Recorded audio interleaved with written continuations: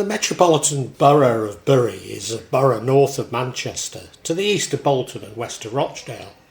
The borough is centred around the town of Bury, where it includes other towns of Ramsbottom, Tottington, Radcliffe, Whitefield and Prestwich. Although a small borough, I was a little surprised that there were not more ghost stories related to the borough. The parish church of St Mary the Virgin is located at the highest point in the town centre. It's situated on the edge of the town centre. The main body of the church was completed on the 2nd of February 1876. The steeple predates it to 1842. It's designated in the National List, Heritage List for England as a Grade 1 listed building. A place of worship dating back to the 16th century, it's not just a religious site, but also a source of intriguing ghost stories. It's said that the church's crypt is home to a restless spirit, and those who have visited report cold spots, unexplained footsteps and eerie apparitions.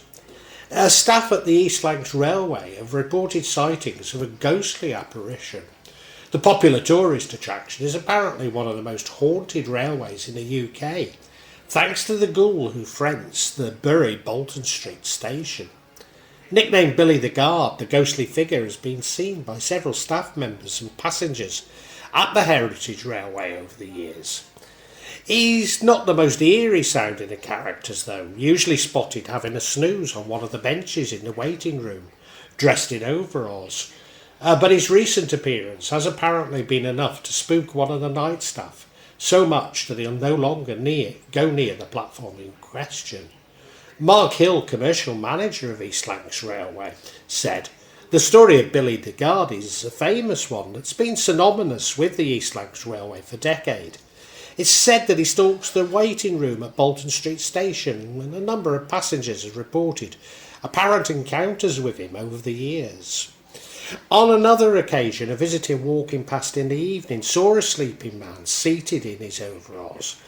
The door was open a crack, but when he shut the door, there was a very sharp cold breeze, and the door suddenly slammed shut. In his surprise, the man jumped, but when he turned around, the man had disappeared. I was a frequent visitor to the East Lancs Railway, and whilst I never encountered Billy, I can attest to staff playing their roles with a little too much zeal, recreating the days of British Rail when seemingly everything the travelling wanted was banned, and enforcing nonsensical regulations. Another infamously haunted site is the Castlecroft goods shed, which dates back to 1848. Now the home to the East Lancs Railway Transport Museum, the shed is regularly used for paranormal investigations. Kate Walker, the East Lancs Railway marketing manager, said, "There have been many stories collected down the years about unexplained sightings and noises around the platforms and our trains. Maybe it's to do with them being old, but when you investigate, it seems there are too many occurrences for it just to be coincidence."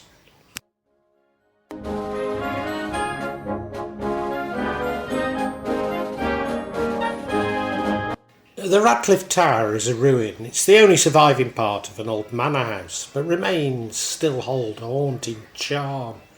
The ancient structure has a chilling legend with the White Lady. It's said that she was bricked up alive within the tower's walls, and her apparition is seen drifting through the ruins, seeking retribution.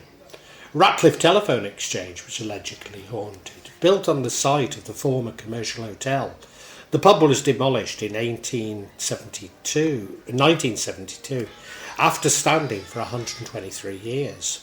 The engineer in charge in 1951 claimed that he'd noticed a sudden drop in temperature and saw an indistinct sharp rise from the floor and grow until it reached the ceiling, where it disappeared. 5 more sightings were recorded in 1972, when 2 schoolboys claimed they saw a grey mist. It was only afterwards that they heard about the ghost. The mist was reputed to be the ghost of a landlord of the hotel that was murdered.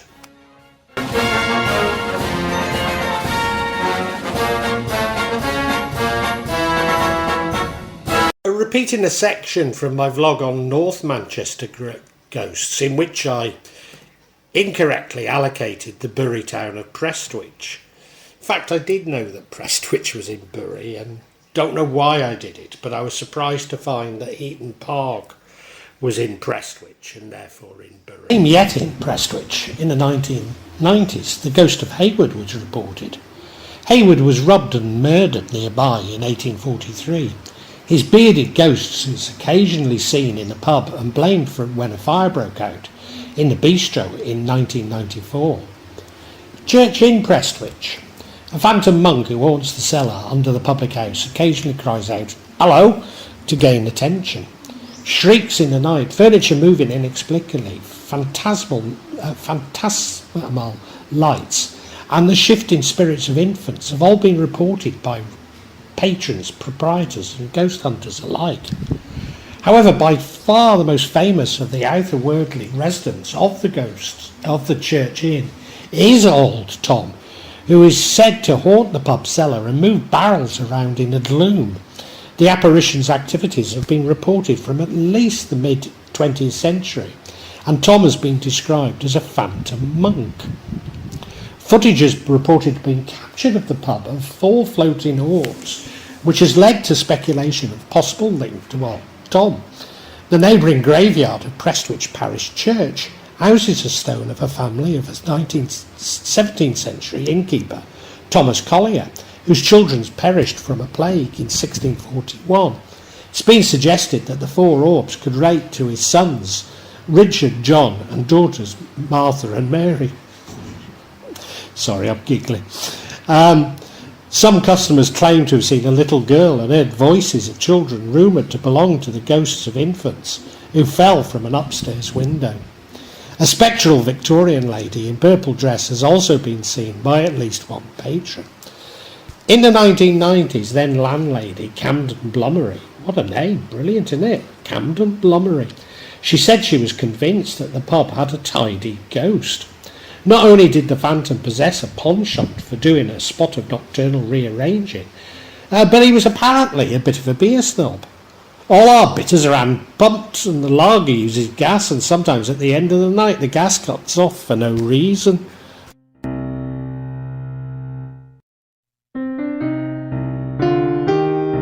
Outside Manchester lies Heaton Park, a sprawling landscape of over 600 acres, dotted with impressive architectural features, most notably Heaton Hall itself. With roots dating back to the Middle Ages, the park is steeped in history, but it's not just history that lingers here. Heaton Park is home to its fair share of ghost stories, most famously the tale of Lady Alice, whose restless spirit is said to wander the grounds, but it's said to be the home of more than 12 ghostly figures.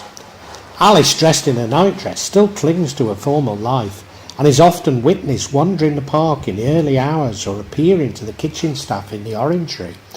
The former resident of the hall, Alice still clings on to the last reminiscence of her former life.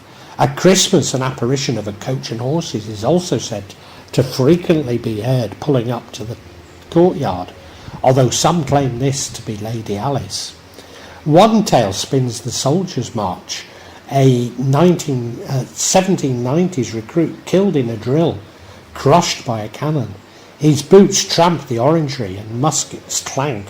A visitor's smell powder burn. Another tells of a mourning lady, a 1920 Edgerton bride who died in childbirth. Her cries in the music hall, and a white figure rocks a harp playing unstrung. A 2009 Facebook post by the original Prestwich people. Has anyone seen a ghost of a white lady around Heaton Park, Bolton Lake? I'm sure I've seen her recently, and I was wondering about other people's experience.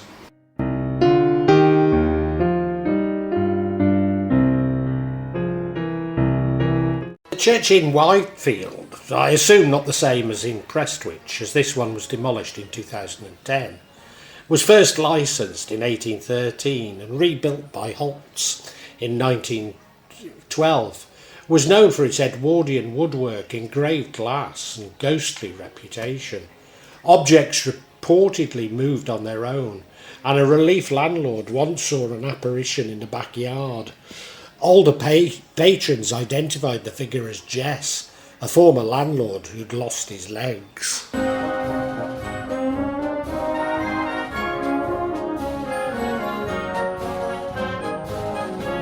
Remote Hollymount Farm in Greenmount was the location for a paranormal investigation on the Uncanny television series.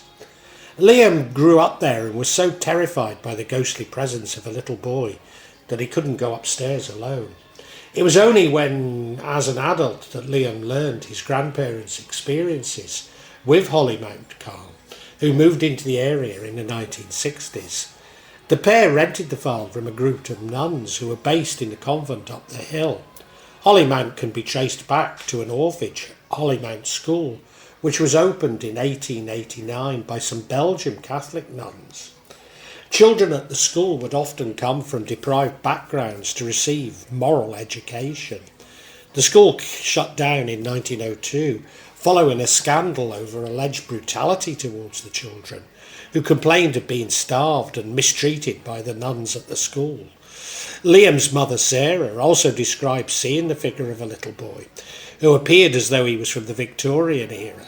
Nothing unusual about that in Bury, whenever he would visit Hollymount's dairy. As well as the figure of a young child, both Liam and his father, Jim, who also grew up on the farm, reported seeing a hooded figure roaming the house on multiple occasions.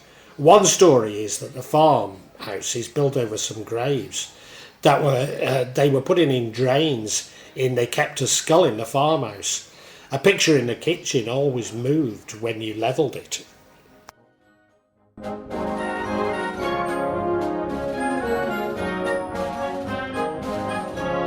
Ramsbottom's Peel Tower, located on Holcombe Hill, built in memory of Sir Robert Peel, is home to a supernatural activity, according to an investigation team. But the investigators who were invited by Bury Council found that while the tower was not haunted, it is acting as a beacon for spirits from the hill. Mike Bent, Bury Council's Parks and Countryside manager, says, "It's been an interesting experience and there's a bit more historic value to the tower, which is a great place to visit."